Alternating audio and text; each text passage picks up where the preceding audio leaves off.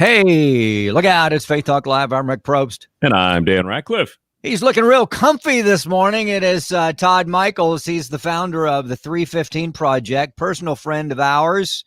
And it's good to see you again, Todd. Always a pleasure, gentlemen.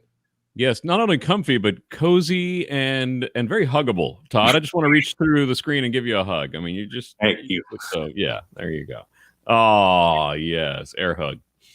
That's awesome. Everybody gets a hug. If you want a hug, call our receptionist, Shamso, 404-995-7300. She will not give it to you, but she'll find the person that will give it to you. She'll find Todd, run him down, and he'll hug you. Hey, Todd, it's good to see you. You are always busy, but it's good to catch up with you. Before we get into your book, it's called Stories of Hope. I'd like to talk about some of the stories that you guys have put together and talk about Christmas. But first, we're asking every guest a couple of questions. Mm-hmm. Your favorite Christmas movie? Go. The Snowman. The Snowman. There's one we haven't heard yet. Wow. Who's in The Snowman?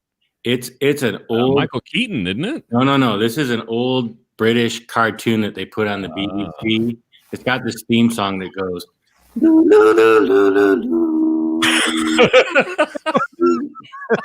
It's really beautiful. It's kind of haunting, but check it out. It's a Snowman. It's a short film cartoon. Okay. Dan, no dialogue.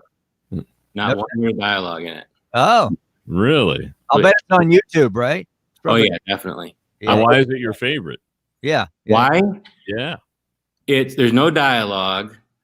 It's all just beautiful colored pencil stop motion drawings, and it's just a really, really charming tale of friendship and loss and redemption, and it's hauntingly beautiful. Wow. Okay. We'll have to check it out. All right, favorite Christmas song? Go. Grinch. You're a mean one. Excuse me? You're a mean one, Mr. Grinch? Yeah. All right, can you sing it? Let's see. I wouldn't touch you with a 39.5-foot pole.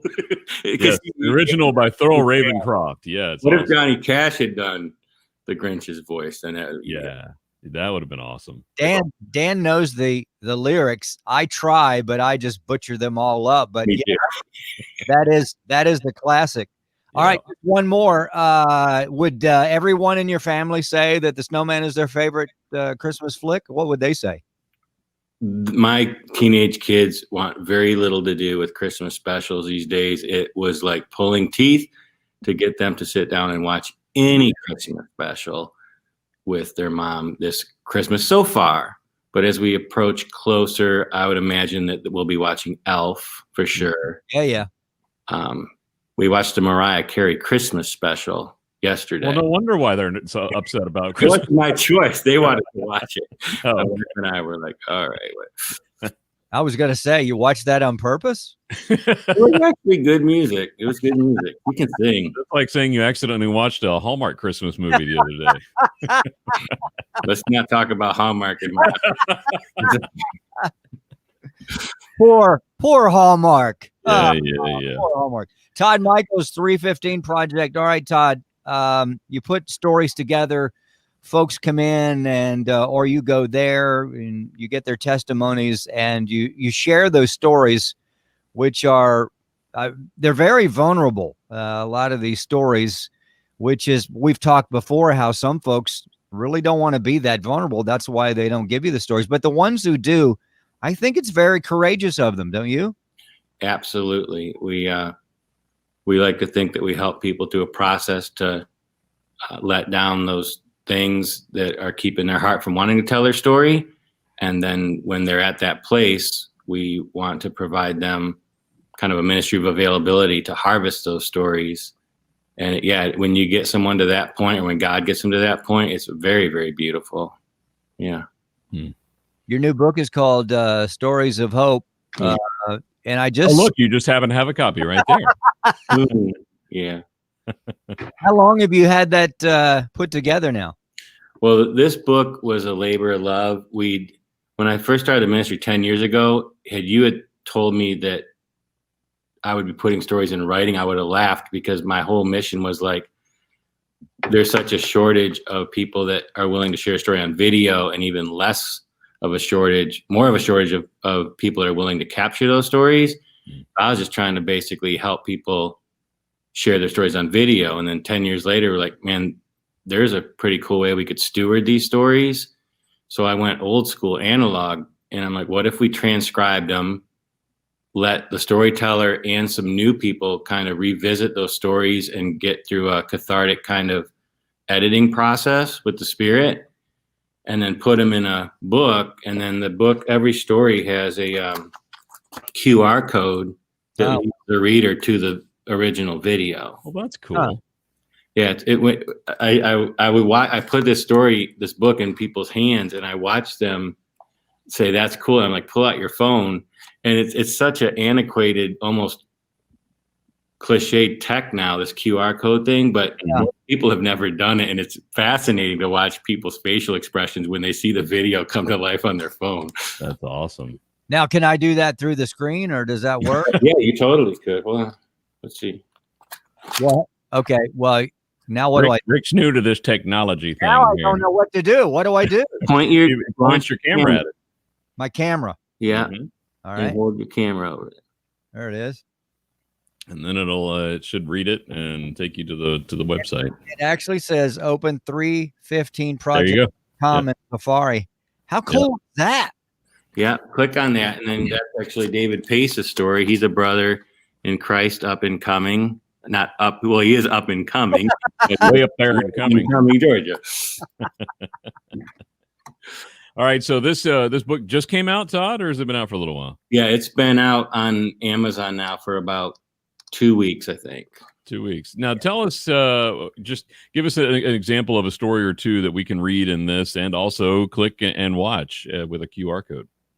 Well, there's some special stories. They're all special stories, but when we prayed about this, we were like, we didn't set out to promote a book or certainly sell a bunch of copies of a book. What we wanted to do is have a demonstration to say to a body of believers or a church, hey, if you're not stewarding your people's testimonies on video, that's one thing, because it can be pretty expensive and time consuming. But what's stopping you from collecting the stories of God's faithfulness and putting them in a book like this?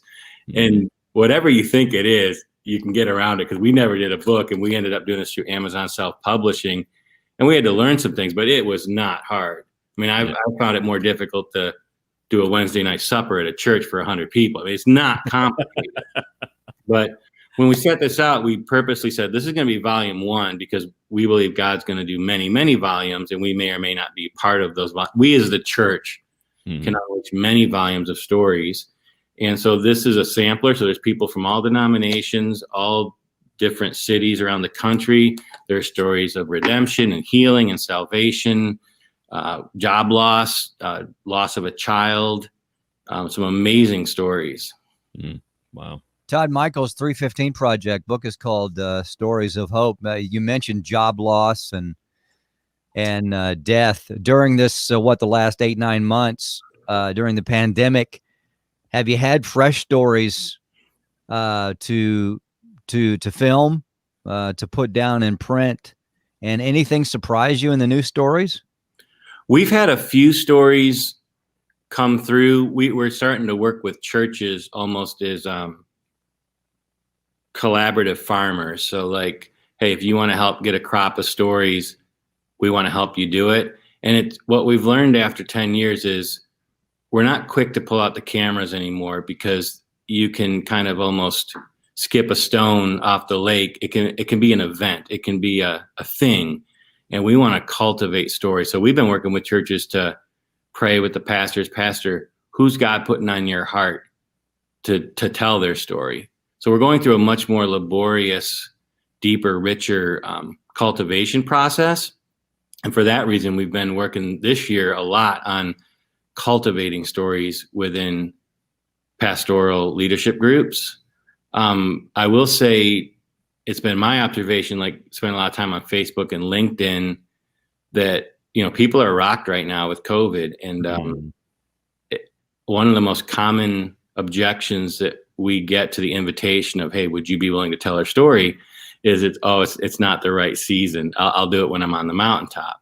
And I think we're so beaten down by the cultural pandemic, political unrest, the job loss, the economy, that I think we know that there's a deep malaise, amongst our culture. And so I would like to sit here and say, man, this COVID pandemic has unleashed a tsunami of grateful hearts that are just simply willing to share their story of God's faithfulness. And I'm sure that is happening out there. God has been very creative in connecting the puzzle pieces that make this ministry happen in his timing. So often there's stories waiting to be harvested, but he has us not positioned to do it. Other times we're perfectly positioned to harvest stories and there's no stories. And I've learned to not question or ask too much about why. Right? But Todd Miechiels, the 315 Project. Now, folks can get that book through your website, also at Amazon and anywhere else they can pick it up as well. Yeah, right now we just kept it simple. It was like, God, just help us unleash these stories in this new parenthesis quote old format, and let us not screw it up. So we just kept it simple. It's up on Amazon. There will be a Kindle version coming out hopefully in a week or two, and we want to just let that thing, pray that God would take that, everywhere. It's going to be, if it's not free, it's going to be extremely affordable. Right. And this book, we priced at like $20, and within that price point, it's like, the proceeds go to help support us getting more people to tell their story. But if anyone's just dying for a copy, I would just say, have them contact me. And I love using the book as a connectional way to establish new relationships. But I would, if you're listening and you have a pastor and you have a heart it's on your heart. Hey, pastor, man, what could we be doing to help more people tell their story at our church? Have them contact me, because the book is really it's a conversation starter in many ways. All right. Todd Miechiels, 315 Project, new book, Stories of Hope. Todd, always a great time talking with you. Blessings to you and your family. Look forward to 2021 talking more. Absolutely. Love you guys. Thank you very much. Love you too. We got to take a break. We'll be right back. I'm Rick Probst. And I'm Dan Ratcliffe. This is Faith Talk Live.